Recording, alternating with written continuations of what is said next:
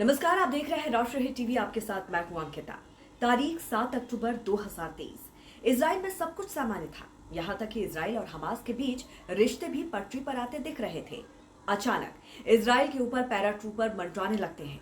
Gaza से सटी सीमा की फेंसिंग तोड़कर हमास के हजारों लड़ाके इजराइल में धावा बोल देते हैं। कई घंटों तक उत्तरी इजराइल में मौत का खेल चलता है।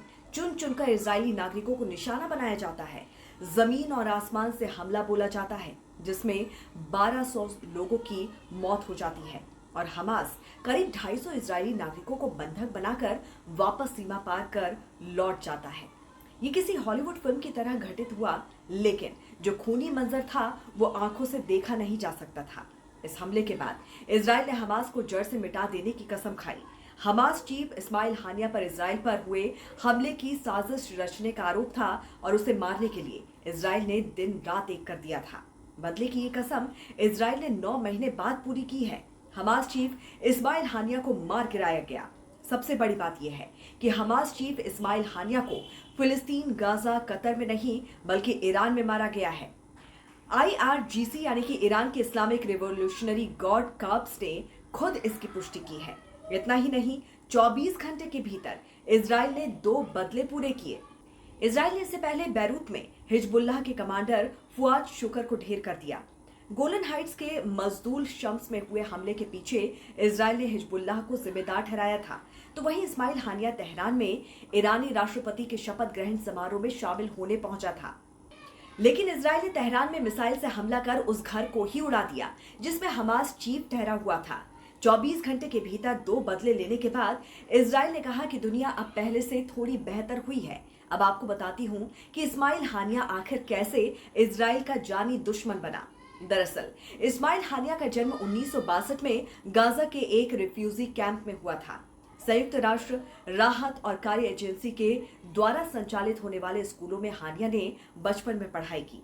1981 में हानिया ने गाजा में इस्लामिक यूनिवर्सिटी में दाखिला लिया और बाद में वो मुस्लिम ब्रदरहुड से जुड़ गया।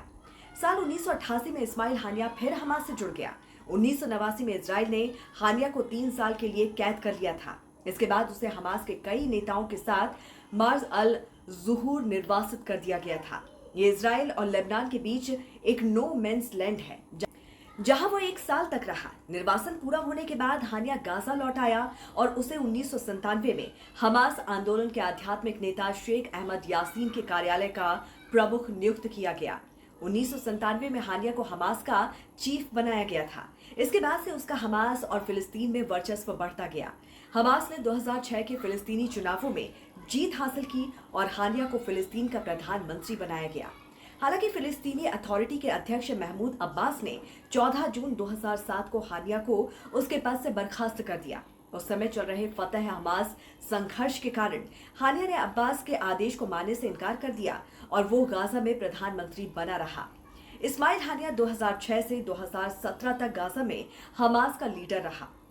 2017 में हानिया को पॉलिटिकल ब्यूरो चीफ के लिए चुना गया और गाजा में हमास चीफ की जगह याह्या सिनवार ने ली। पॉलिटिकल ब्यूरो चीफ बनने के बाद हानिया कतर शिफ्ट हो गया और दोहा से ही हमास के इंटरनेशनल ऑफिस का काम देखने लगा। इस्माइल हानिया गाजा युद्ध विराम वार्ता में मुख्य रणनीतिकार था, तो वहीं हमास के लिए विदेशी मदद लाने में भी इस्माइल हानिया का बड़ा रोल रहता था। लगभग 4 दशक तक इस्माइल हानिया का सिर्फ मकसद इजराइल के खिलाफ लड़ाके तैयार करना और हमलों की रूपरेखा तैयार करना था। 7 अक्टूबर 2023 को इजराइल में हुए हमले के लिए इस्माइल हानिया जिम्मेदार था। इजराइल ने इससे पहले उसके 3 बेटों को भी मार गिराया था, लेकिन अब हमास चीफ की हत्या के बाद हमास ने ऐलान किया है कि वो बदला जरूर लेगा। तो इस पर आपकी क्या राय है, जरूर हमें बताइए कमेंट करके। जुड़े रहिए राष्ट्रीय हिट टीवी के साथ। नमस्कार।